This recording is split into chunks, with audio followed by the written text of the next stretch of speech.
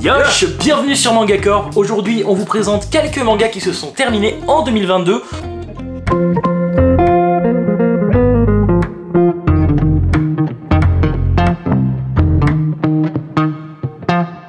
Il y en a certains qui se sont terminés plutôt en fin 2021, mais bon, vu qu'on a du retard, hein, on essaye de le rattraper tant bien que mal. Voilà. Au niveau des thématiques, pour ma part, ça fait un petit bail que je suis à fond dans les comédies romantiques. Je vais commencer, parce que j'en ai 3, mais j'ai pas grand chose à en dire. On va en parler. Toi, t'en as 2. Moi j'en ai 2, il y en a un qui a fait énormément parler et qui fait encore parler avec son animé, vous le verrez bientôt, et qui s'est terminé sur les chapeaux de roue, on va dire. Et l'autre, c'est une petite série Sport Addict de chez Pika. Impec. Je commence. Tout d'abord, le 12e et dernier tome de Ellie, c'est un shoujo édité chez Kana. Un des tout premiers shoujo que j'ai commencé finalement, parce que ça fait pas longtemps que j'ai commencé les shoujo. Et j'avoue que c'est, au niveau shoujo du moins, c'est l'un de mes préférés parce que il est assez classique, mais l'héroïne, Ellie justement, est un petit peu différente des protagonistes qu'on peut voir dans ce genre d'œuvre, tout simplement parce que elle est un petit peu, elle a des fantasmes, elle a le fantasme facile finalement, un petit peu bizarre des fois, mais c'est rigolo. Et puis elle a un Twitter où elle va tweeter tous ses fantasmes. Alors au début évidemment elle tombe amoureuse d'un garçon qui finalement est pas comme elle pensait, mais elle tombe et elle reste amoureuse et il va se passer plein de péripéties et ça fonctionne bien. Ça, je pense pas que ça change tous les codes du shoujo, je ne suis pas un grand connaisseur, comme je vous l'ai dit, je découvre à peine le genre finalement, mais ça m'a plu. Si vous êtes fan du genre, vous ne serez pas perdu. Personnellement, j'ai passé un très bon moment, ça se lit assez vite, ça ne révolutionne rien, mais voilà, c'est dans la mangatech, il y a une bonne fin, il y a un bon début, voilà. Et si on n'aime pas les mangas avec une héroïne... non mais voilà, c'est juste que vous allez manquer énormément de pépites. Là, c'en est pas une, c'est un très bon manga, mais c'est dommage pour vous. Est-ce qu'il y a un petit hashtag déprime à la fin? Ça c'est écrit RT si vous êtes triste, donc... c'est parce que... Non, c'est parce que c'est la fin. Ouais, hashtag dernier temps. C'est pas très grave ça que ça soit une fin. Au contraire, nous on est content d'avoir des fins parce que ça veut dire que le manga est réellement terminé. En fait, il y a si peu de bonnes fins. Surtout au bout de 12 tomes. Ouais, non. Mais 12 tomes c'est très bien.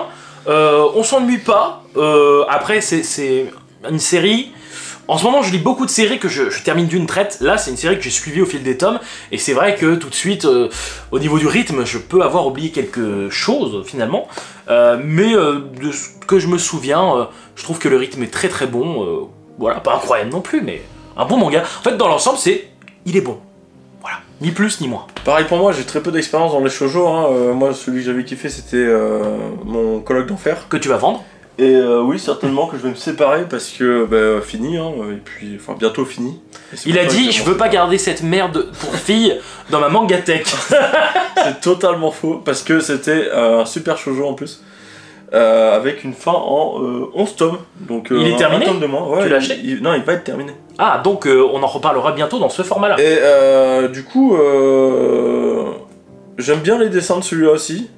Comparé à beaucoup de nanars en termes de dessin chez les shoujo. Avec beaucoup de paillettes, beaucoup de... Alors là, tout le monde va me critiquer, surtout les filles, là, vous allez me dire « Ah, c'est pas vrai, hein !» C'est très cliché ce que tu veux. C'est très cliché, mais c'est tellement la vérité. Les shoujo, je sais pas pourquoi, les femmes qui dessinent du shoujo, elles ont un dessin qui est pas beau. Oui, lui, mais lui est beau, mais... Ça dépend. Je prends Nana, putain, il y a des... Oh là là, les fans de Nana. Et l'histoire est très bien. Enfin, l'histoire est bonne, mais le dessin est éclaté. Le dessin est un petit peu vieillot. Et il est vieillot, il est vraiment dans les anciens codes du shoujo. Voilà, le vieux shoujo, il fait mal. Hein. C'est compliqué, faut être habitué et tout. Parce que je suis d'accord, bon, il faut être doux, il faut être tout... Enfin, même dans celui-là, j'ai vu, il y a des paillettes, il y a des trucs qui sont très illustrés. Donc c'est des codes, hein. Mais le dessin est joli, il est gracieux, il est beau, mais... il y a des shoujo, ils font mal aux yeux. Donc ça, je pense que c'est un bon shoujo, ouais. Bah après, il regarde les dessins, ouais, je pense que c'est un bon shoujo. Bah franchement, toutes les œuvres que je connais qui ont des putains de dessins de fous, hein, la plupart sont bonnes, hein, donc... Bah parce que voilà, tu tombes sur des belles choses.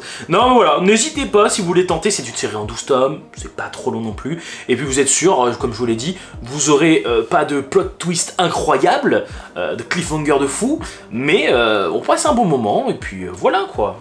C'est pour ça qu'on lit un shoujo. Enfin, j'imagine. Dites-moi, les aficionados. Je continue avec donc le dernier tome, troisième tome de Karate Hit qui était donc chez Pika dans la section Sport Addict. Le problème des Sport Addict, je commence directement avec le défaut, c'est que il y en a pas assez.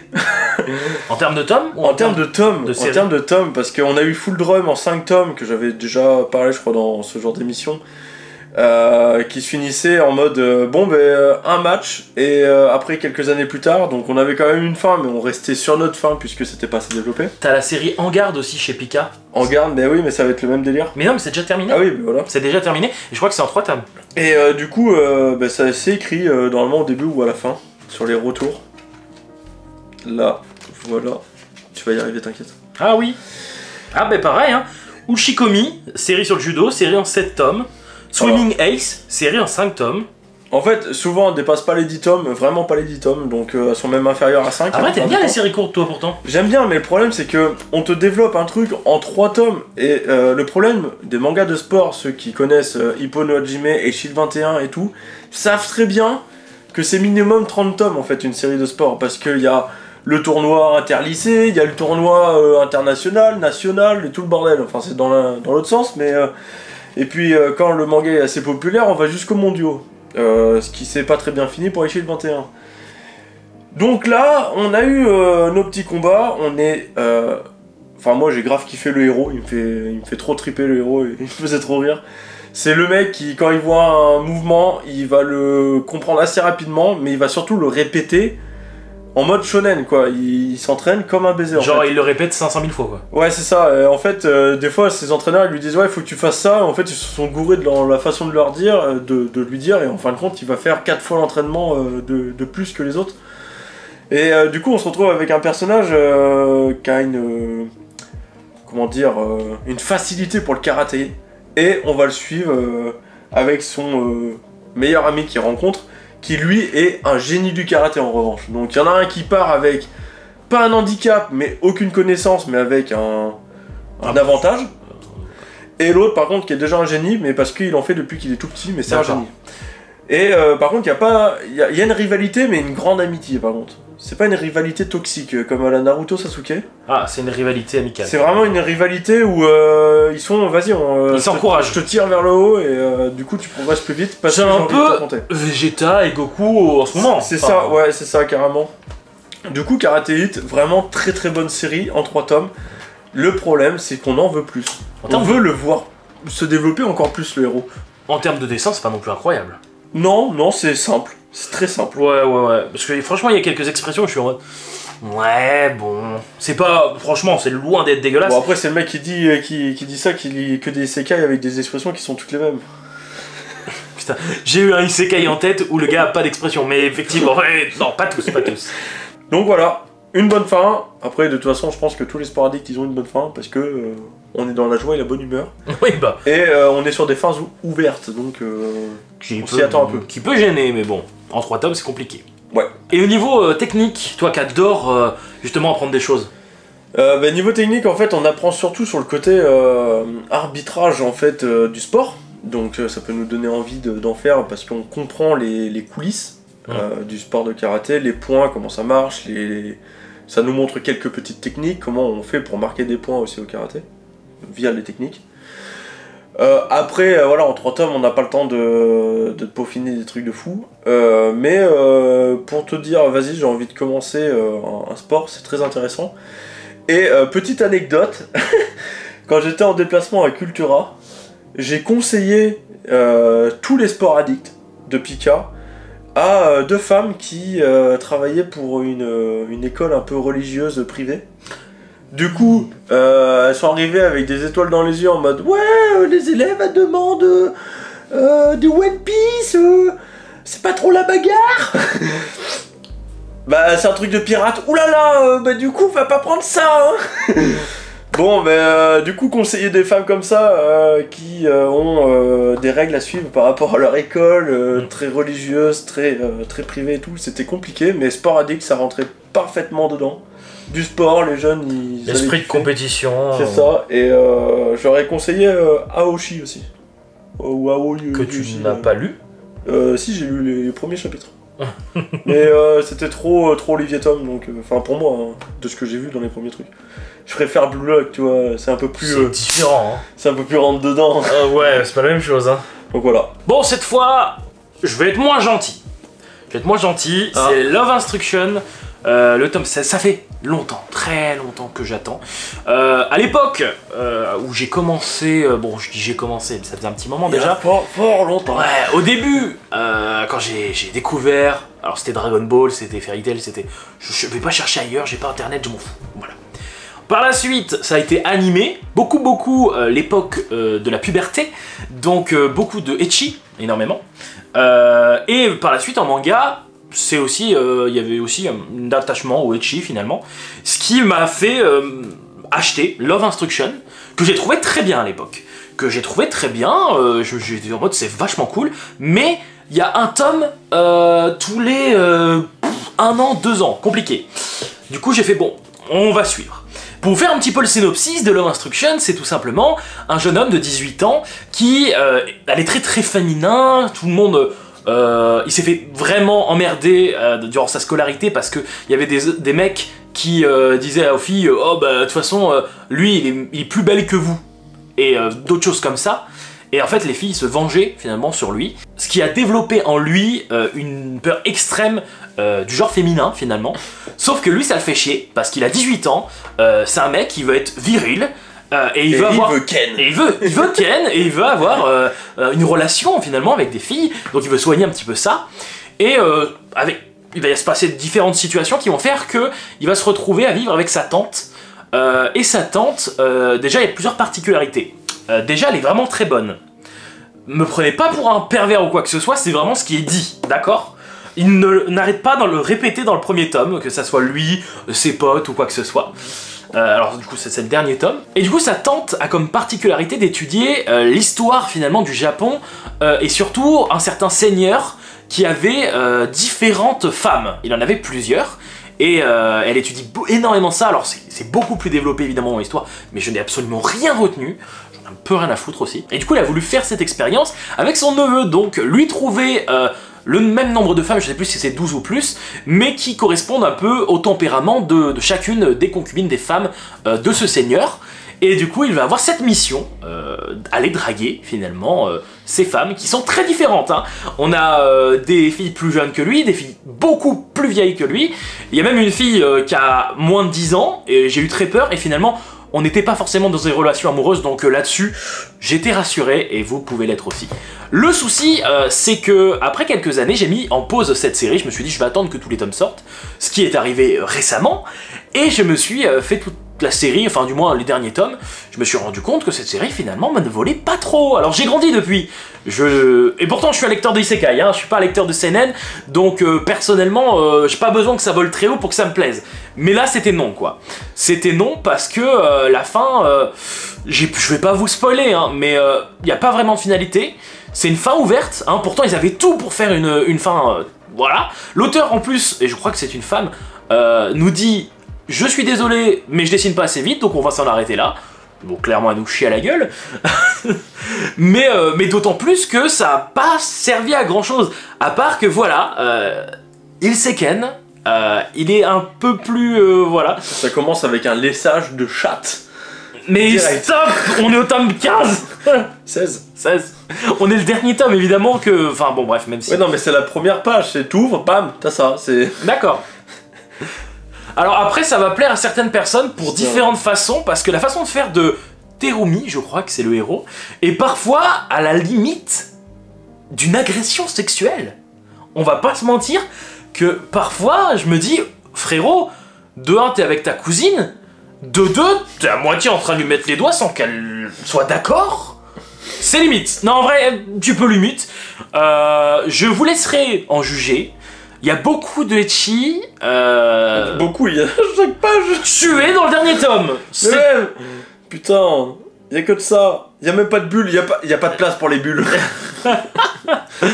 Donc voilà, une série que je ne conseille pas forcément. Si vous êtes vraiment très fan de ecchi, achetez du hentai déjà. Mais surtout, vous pouvez tenter si vous voulez, mais c'est en 16 tomes. Et il y a quelques tomes où vraiment tu te fais chier. Parce que du coup, il doit draguer certaines femmes. Et certaines femmes ne sont pas intéressantes. D'autres, oui. Ça dépend. On a un peu de tout, hein.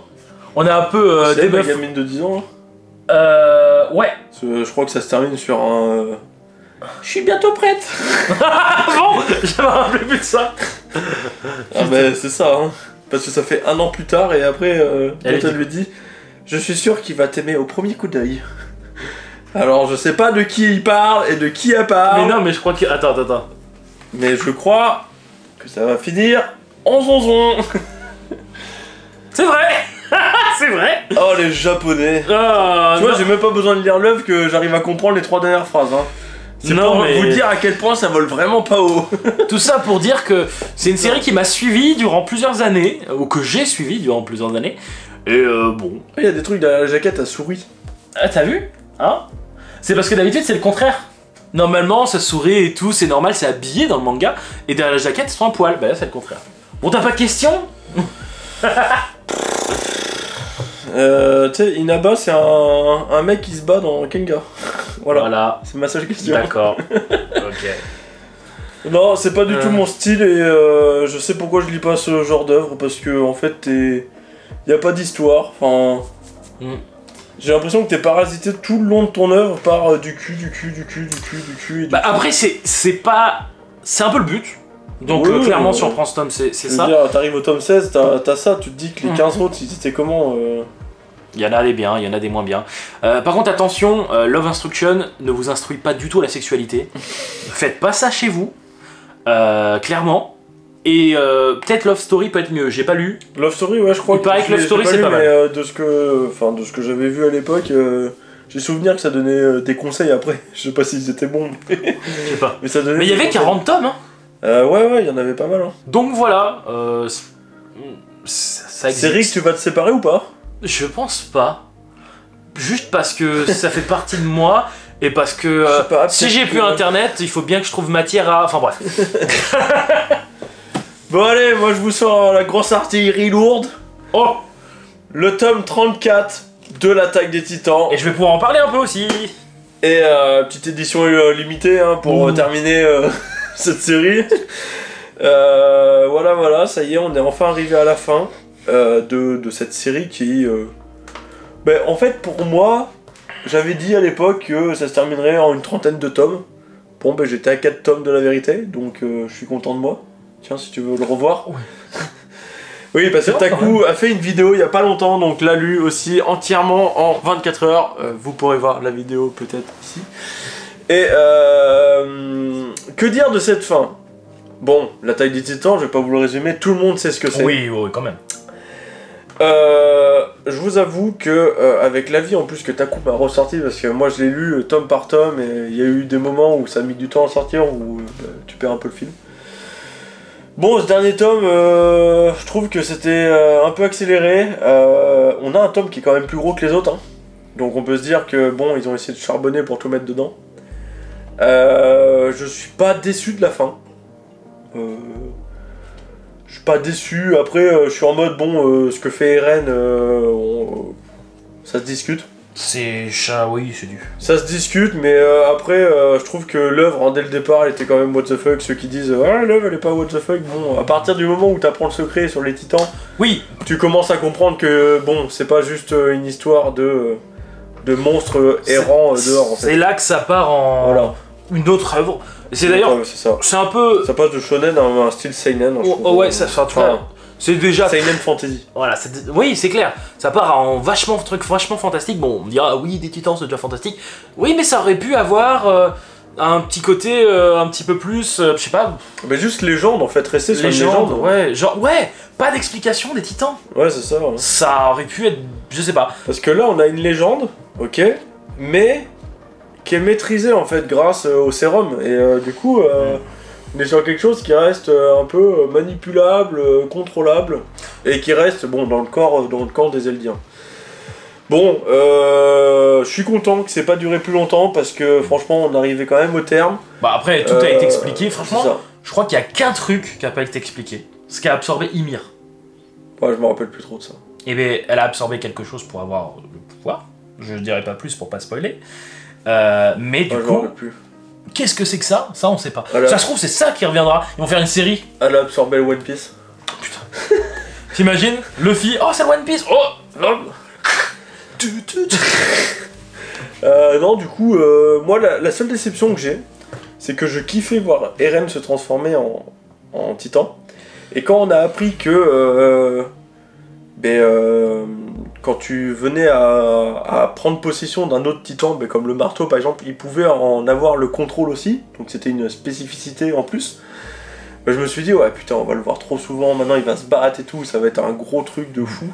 Et finalement, on a de temps en temps 2-3 petits clins d'œil, mais c'est très peu quoi. Pour mais justement, c'est le côté shonen qui s'en va vachement, parce que tout ce que voudrait voir, entre guillemets, un fan de shonen, c'est de la baston, de l'évolution, Eren qui absorbe des pouvoirs, qui utilise ses pouvoirs, comment il attaque, etc. Ouais.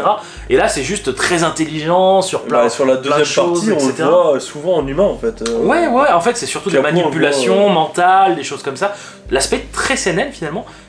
Et ce qui a fait un petit peu, moi, me déranger, c'est vraiment la direction que ça a pris. Ouais. Mais c'est, en vrai, à la moitié du coup, quand il y a eu cette transition, c'est là où je me suis dit, voilà, ça va pas trop me plaire. Si après, je sais pas, peut-être que tu vas me reprendre, mais je trouve aussi ce qui manquait, niveau explication, c'est les Hackerman. On te dit que les Hackerman, ils ont un truc, mais c'est pas plus utilisé que ça. Donc...